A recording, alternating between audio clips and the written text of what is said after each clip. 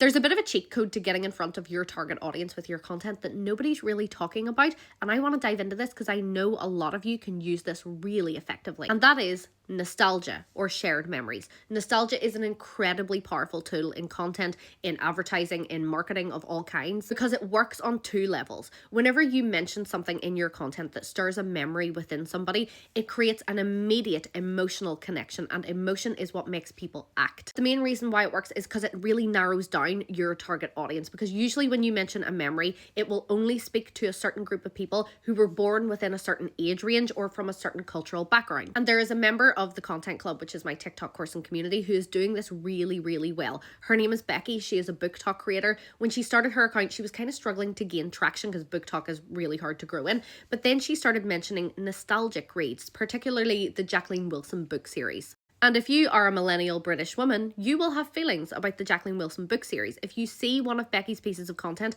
you see one of those covers flash up, that will immediately take you back to a time in your life and stir up all those feelings. Her engagement since doing these pieces of content has been completely off the charts, but this is something that any creator can use.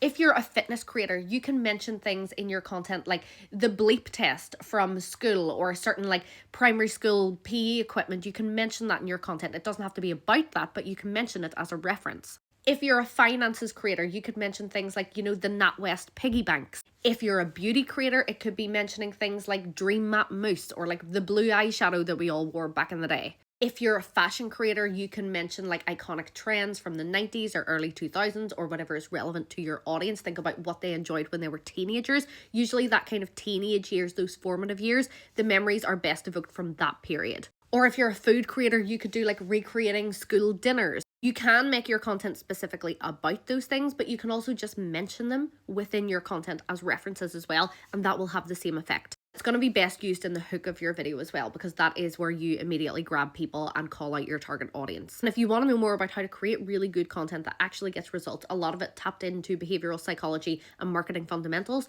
join the Content Club. This is where I teach you how to create better content in a way that anybody can understand. There are over 4,000 members in there.